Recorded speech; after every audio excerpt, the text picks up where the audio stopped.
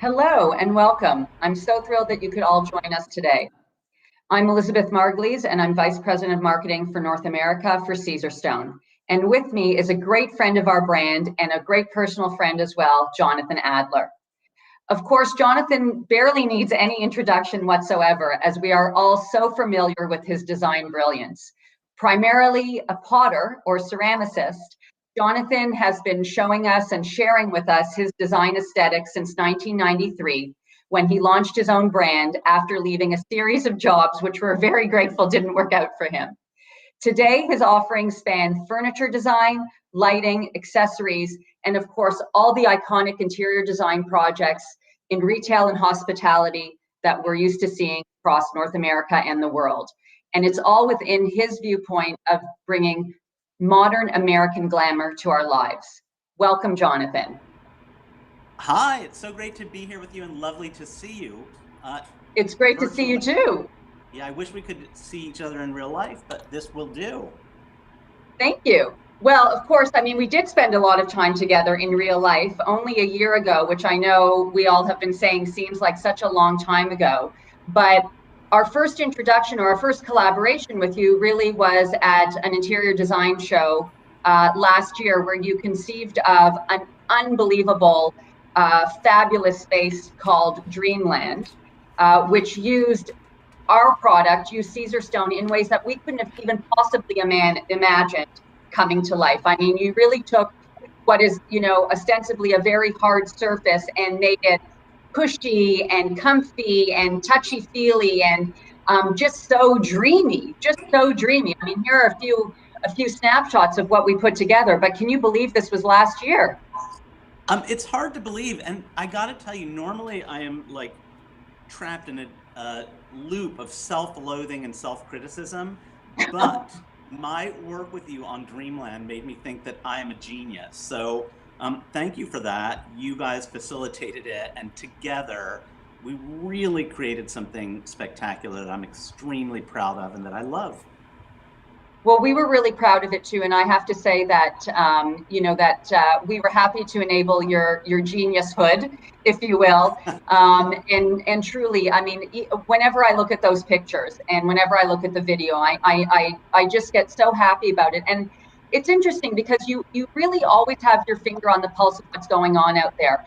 And, last year at this time, we were conceiving of Dreamland. We really thought at that point in time, we wanted to have something positive to bring to the world. I mean, there was already a little bit of, negativity. There was a little bit of a harshness, I think, in the world that, I mean, as always, your aesthetic really, strives to overcome and to break through. But now when I look at it, I mean, how prescient was it? I mean, there's been so much change over the last year due to the pandemic and world events. And I mean, this is truly timeless because it's as equally relevant now as it was last year. But that being said, I know we talked a little bit about it. Are you seeing any kind of change in how you design and your work and your particular quirky take on things because of what the past year has brought us? Well, I think that, obviously everything has been sort of thrown. Oh, I'm going to fill in the blanks there for Jonathan because I know that he's having some connectivity issues.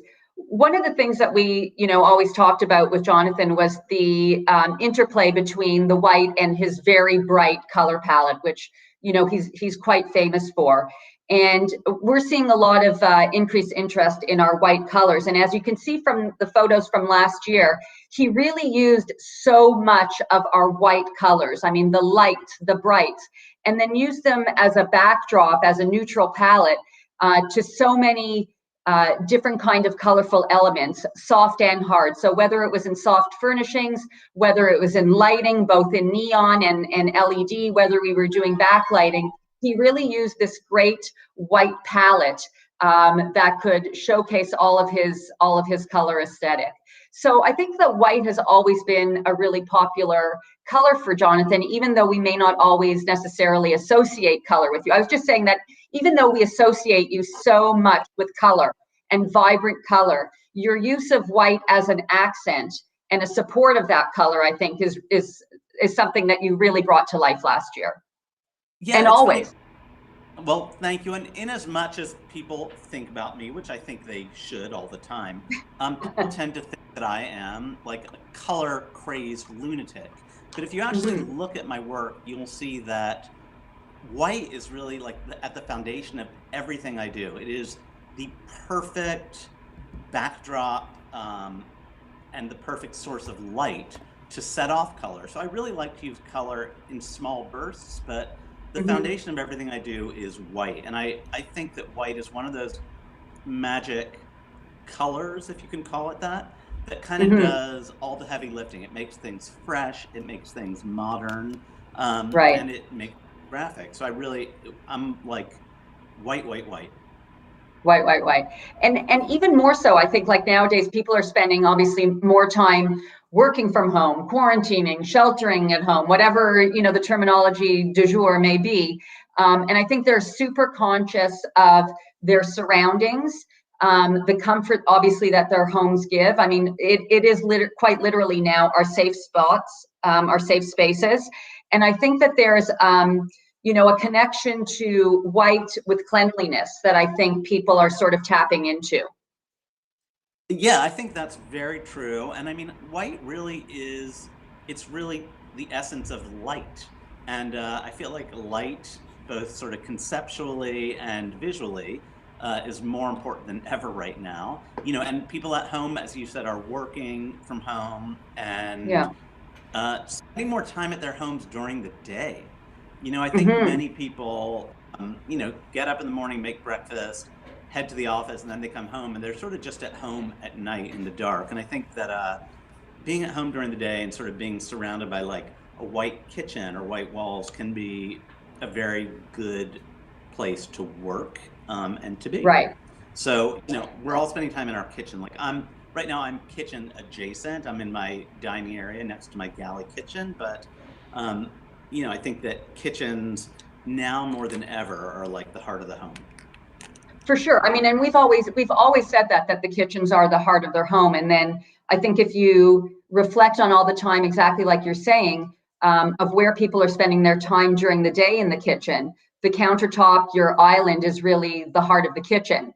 And in so much as you do all that activity there, I mean, that's where you may be, proofing your sourdough if that's what's been turning you on during quarantine. It's where your kid is gaming or you're doing working from home or homework and you look over your shoulder and your toddler is licking up, spilled macaroni and cheese. You really want to make sure that that your countertop, insofar as it really does the yeoman's job, in your kitchen, that it's both beautiful and functional at the same time. And I think that to your point, I mean, white can be it's such a neutral. But what's your take? I mean, you say that you sort of start and end with white, but white being such a neutral, how would you introduce color and personality to that kind of blank canvas? So if you had, a white countertop, what would you introduce into the kitchen to give it that Jonathan Adler pizzazz? Well, I would really just go to jonathanadler.com and buy any number of accessories that are loaded with color and savoir-faire. No, like I said, I just think white is the best backdrop, and I always like things to have kind of a clean, fresh feel. And white is sort of like the lemon sorbet of the home. It's a palate cleanser. Uh, and as far as kitchens being the heart of the home, I'm starting to wonder why we have any other rooms. Like I almost feel like everything should just be a kitchen. You know how like when you go to like an airport lounge and they have those really long counters where people, can plug in and they sit on bar stools and Hmm. do their work. I just feel like my Right. entire house would just be one very, very long kitchen island. Yeah. I'd have to lock up some of the snacks though if it was the only space in my house personally. Yeah, I know that's the only problem. The Yeah, the snacking. only problem. Yeah. I can't stop. But Lockdown you're has right made about the you're absolutely right about what you're saying in that it really has become the hub of our home. And I think the introduction of technology, the introduction of its multi-purpose use, just above and beyond, far and beyond cooking, baking, meal prep. I mean, it's our entertaining space. It's our, congregational space. It's the space where, we may connect in between Zoom meetings, in between virtual classes, in between, just trying to do all different functions. I mean, it really is, the kitchen is the hub of our home with all the technology there. All that we know about kitchens, baking, entertaining, cooking, and all of the new things that this sort of situation over the last 11, 12 months has introduced us now. I mean, I wonder, will we introduce more technology into the kitchen because we're leaning on the space so much more than we used to? Are we going to be adding in more entertaining elements to the space because we're using it so much more than we used to? I certainly hope so, and I will look to you guys to innovate that. Just one brief shout out to Caesarstone. In my kitchen, I made the grave error of having some marble surfaces, and they're all stained and horrible. And now I Right. hate myself for not having Well, Caesarstone listen, in my kitchen counter here. well, we can't accept any self-loathing on your part. So you know how to get in touch with us, and we'll help you out there. We'll help a friend. But I think that you really hit on a great point in that I think that a lot of people are very attracted to the natural beauty of natural stone, and rightfully so. What we do is we always say that we're nature improved, in that even though quartz is a naturally occurring element, we do take inspiration from around the world and from different surfaces, and from different points. And we look to marble, obviously, to inspire some of what we do. But we also know that there are pain points involved, and we know that people live busy lives. And this year notwithstanding, people always wanted to make sure that their product was safe, that it didn't need a lot of maintenance, no sealing or resealing, that it didn't scratch, that it didn't stain over time. But I think you absolutely hit it right on the nose, is that people are primarily attracted to something visual to start. And that's where our always on product innovation and inspiration sort of comes to play. And that's actually what spurred the creation of our new collection that we can start talking about now, which is what we're calling Whitelight, which we're debuting here, at Virtual KBIS. So why don't we just take a pause, and we can take a look at a video that showed how our designs came to life and what we were inspired by. Yes, please.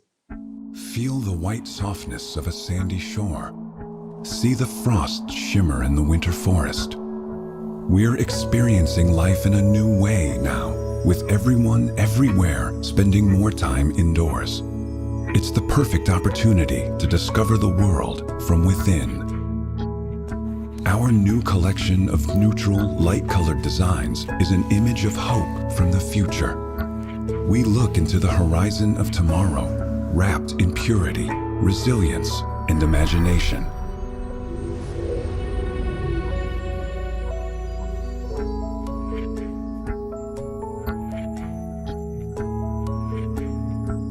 Our latest light-colored collection creates a new dimension of softness and warmth for the living spaces of tomorrow.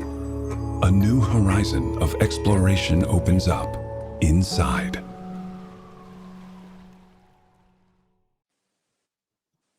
So Gorgeous. you could see what we were inspired by, right? I mean, we have a clean, sort of straightforward, neutral palette in the collection, but we really wanted to bring an earthy warmth and serenity into the home. White doesn't have to be clinical. It doesn't have to be sterile, but it can be, still crisp with some pearly luster and soft hues, offering, the sense of wellness and serenity that I think, people are really after for. So I'd love to get your point of view on it, and how you mesh that sort of feeling of serenity with color and pattern. Do you see them as mutually exclusive, or do you see them as complementary? Well, just on the subject of white for a moment, I started my career as a potter, and that's still really what I do. And my quest for the perfect white glaze has been a lifelong quest. And I think that I'm most drawn to porcelain and to glazes that are white but soulful. Am I frozen? Yeah, I think. No. I'm just I'm raptured. a lot. I think that certainly pottery is a very soulful endeavor. It's earth, air, Right. fire, water. It's sort of the most elemental and human thing. And when you look at, say, porcelain, you know, it's a very clean, crisp white, but there is always Oh, now you glitched again, but I knew what you were going to say. That it is crisp and clean, but there is a tactility to it. There's a tactile nature of it. There's a touch to it. Whether you go with a super high gloss polish, I mean, that in itself is a touch, or whether you leave it more raw and you have it where you can feel the different grooves of it. So I think that, you know, when we look at some of the things that you do, I was just saying that even if you're going for a high polish finish for what you do, even that itself is, you know, there's a tactile nature to it. Yeah, absolutely. And again, just getting back to my work as a potter and my sort of quest to find the perfect white, it's just amazing how many variations there can be and how much depth and soul can be communicated with slight tonal variations or slight textural variations. And I know when working with Dreamland and sort of digging into the Caesarstone world, it was amazing how many different ways I could express myself using your range of whites and how many different moods I could communicate. Yeah, I think you're right. I mean, I think we had what I was saying at the beginning was, you know, a very hard surface, or, you know, what you would just see as, okay, it's just white, and you could bring that texture to it. You know, you could make it soft depending on the shape, depending on the accents that you brought to it to bring the whites to life in whatever mood that you were feeling. And I think in that way, what you really accomplished was that you really demonstrated that white in any tone can really be as dramatic as the most vibrant color. Yeah, absolutely. You know, I do think that in that world, we created a soft world from a hard surface, and I think that is Yeah. literally what I saw your design team doing in that video. Just Yeah. sort of the way they're dealing, even the idea of like working with powder. You know, working with earth that's sort of ground into a powder. It sort of takes a surface and makes it soft, and then you sort of harden it. But it is an interesting interplay between sort of earth and a hard surface. So there's something about Caesarstone and the way it's created that I think is innately soulful, and I kind of think that's something we certainly communicated in the design and something you guys I think have communicated in your new collection. I love it. I want it. I need it. I know, and I know that we talked about, again, just last year at this time, I mean, getting you into, you know, coming over to Tel Aviv, you know, getting Dude. yourself into the lab and getting, you know, rolling up the sleeves and working with the product designers, because what you just described is the essence of what you do in your experimentation, I'm sure. Yeah. Post-pandemic, it's like my number one. Post-pandemic. Yes. Post-pandemic. Hashtag post-pandemic. Yeah. Hashtag post-pandemic, hashtag Yeah. Tel Aviv 2021. I'm Yeah. so there because I kind of want to go to the source. And there is Yeah. something about the fact that it is an earth and mineral driven product that really resonates with me as a potter. You know, I kind of Right. understand the process and the impulse to create something permanent. And I think that you also obviously understand and so eloquently explain and elaborate about is the nature of white. I mean, I think that people just you know, not to use a pun, like on the surface, see it as sort of one tone, but you really are able to see and visually communicate to all of us, you know, again, that sort of the layered approach to what whites may be. I mean, House just, you know, in their 2020 kitchen study revealed that white countertops and white backsplashes are still the #1 color choice for people. But I think if you really looked into that, you would see, you know, a myriad of different kinds of whites, warm, cold, blue whites, gray whites, you know, even yellow whites or pink whites that you would see. And I think for us, you know, in the video that you saw, our inspiration came from a few different points. So, you know, the first one that you saw was Arabetto, which is, you know, it's a very clean white, and it has some graphic dark veining. I mean, we were inspired really by Arabiscato marble, and then it has these copper and jade sort of accents, and it's quite, you know, there's a movement to it. Like you feel like it's fluid, like you feel like almost like an emotional response to it. And then we did a Terra Blanca, which is more of sort of like a misty white, with some earthy gray that is a little bit more classic. It has a graceful timelessness to it, and it's almost as if the pattern comes up from within and gives it sort of this translucent property. So even just those two colors alone, they're both white, but you could see, just how different they are. And I think that, the great thing about whites is that they don't have to dictate what your style may be. They are at the service of almost what your style, what your style may be. And I think that for us, these also joined, a number of different whites that you actually made some fantastic use of in Dreamland. You used 5151, which is our Impera white, which has, a super white background with a very fine graphic black, which I think was just spectacular in some of our clouds. It really communicated this feeling like it was a bright, fluffy cloud day, and then maybe just a hint of something behind the scenes that was going to happen. And then, of course, super dramatic Calicut Maximus, which just came out this past fall, which you used our Calicut Nouveau, and this just amps it up a little bit. It's a big, beefy vein. It has this grayish tone to it. It's super dramatic, and it can go with woods. It can go with painted cabinetry. And it's funny because when I saw this, one of the first things that I thought about is, how would JA have used this in Dreamland last year?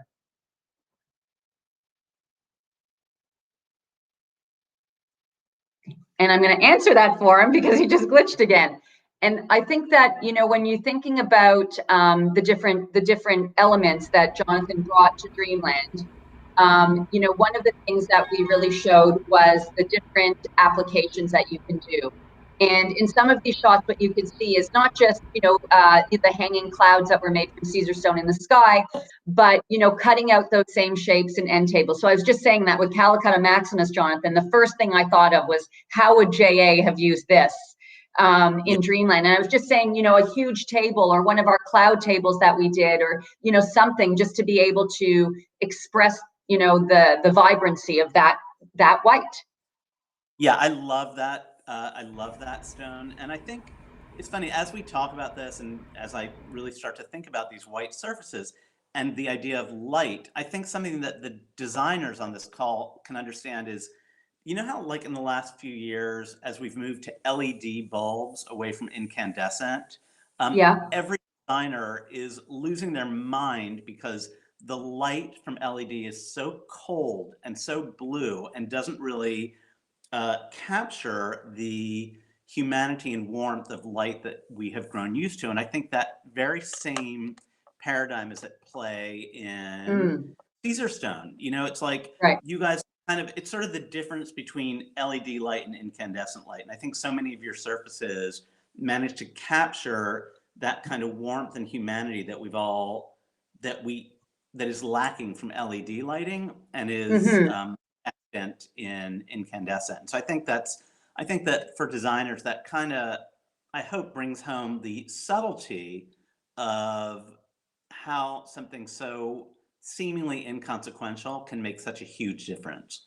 For sure. I mean, I think that you're really, that whole comparison of LED to incandescent, I think is bang on. I mean, I know that we all want to be more energy efficient. So now that we have warmer LEDs, I think that's helping, because again, it goes to that sort of clinical nature that you can, very quickly get into with white sometimes. But it also sort of taps into this whole interest in, the biophilic design, the desire to make the connection to our natural environment wherever you may be.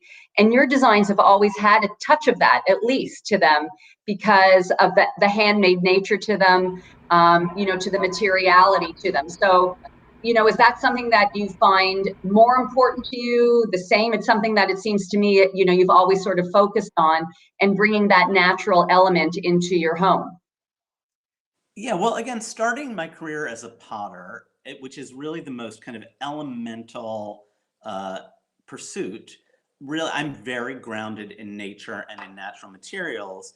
And in fact, I get most of my inspiration from being in nature. Like as we speak, I am at my house on Shelter Island, which is in the middle of this beautiful winter wonderland at the moment. And I'm staring out at a beautiful there's like mountains of snow, and the sea is in the distance, and there are seals outside. So I'm very inspired by nature, Yeah. and biophilia is an arcane word, but one I'm obsessed with.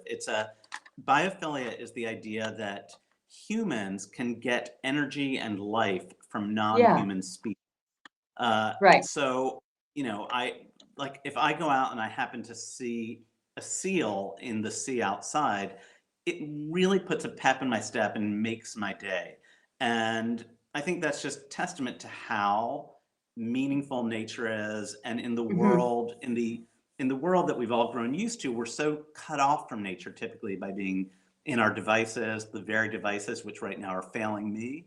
They're very very divorced from nature, but Right. ultimately, the more connected we are to nature, I think the more satisfied we are as people. And I think it's funny to talk about this kind of huge idea of like biophilia and the import of nature and bring it back to kitchen surfaces, but But I think it's you guys true. nailed it because Thank you. Yeah, it's like it's a soulful material.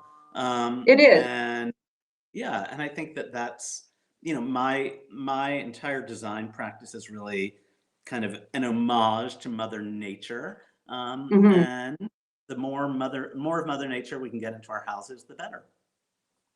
Yeah, I think you're right, and you actually, really tapped into what we've been doing, obviously over the last year, but even more than that, really our four pillars have been around earth, bringing the outside in, safety. But when I say safety, sort of comfort, heart of the home, human touch. I mean, all those elements that I think are super important to everything that we've been doing. So. I think that with that, I wanted to show you a few things, that are part of what our inspiration is.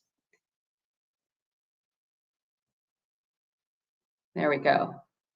So you can see that, these are inspirational images for us, but these are also things that really inform, how we approach the design, how we approach, the color to what we're bringing to market, really how we do everything in Caesarstone. So our inspiration points are varied. They're really rooted in nature, but they're also rooted in making sure that we're bringing the best quality product to the market, to our consumers, so that they feel equally warm, equally safe, and equally invigorated by the designs that they may have. So I think with that, Jonathan, we're going to open it up to some questions, and I think that we're just going to wait to see what kind of questions we get here. And I think now you're frozen drinking that massive cup of coffee. So hopefully you'll go back and come back in. And now we'll just have some time for some quick Q&A with Jonathan.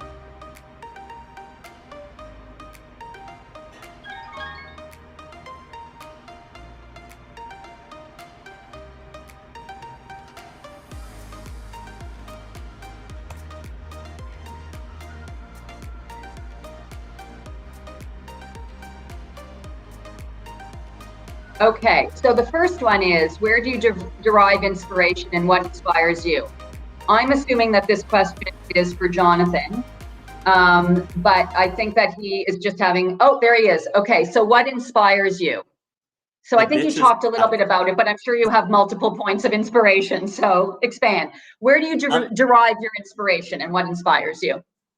It's funny. It's such a difficult question to answer. I always just say, oh, I keep my eyes and my mind wide open, which is true. I sort of think that inspiration is very hard to define and really comes in strange ways. I often wake up with ideas. Like, I think that sleep is where I get a lot of ideas, or daydreaming is where I get a lot of Yeah, ideas. And so I think it's hard to really define in a very like analytical way. It's more yeah, something that you kind of need to keep your mind open to. And I think, for me, those moments where one can be in a transcendent space, whether it's like running or exercising or paddleboarding, someplace where you're not really thinking is when ideas pop into your head. Right. And I think Do you find that? the best ideas are ones where you sort of almost feel like you didn't think of them, but they came to you. Not to sound too like Yeah. woo-woo, but I Right. kind of think sometimes when something is really good, it almost feels like it was always there and your only role was to uncover it. That's nice. That's a great way of thinking about it. I mean, it's like divine inspiration, for a pithy sort of throwaway about it. But it's interesting because, you described how, I always, or before I knew you, I thought of you as, so New York, so of the city. And in this year, you've spent more time away from the city, in nature, whether it be, down south or whether it be, on an island. So do you think that's changed your inspirational, this organic, inspirational divinity that comes to you? Yeah, I definitely think so. I think that being in nature for the last year has been heaven for me. I grew up Mm-hmm. in the country, so New York has always felt a little weird. Mm-hmm.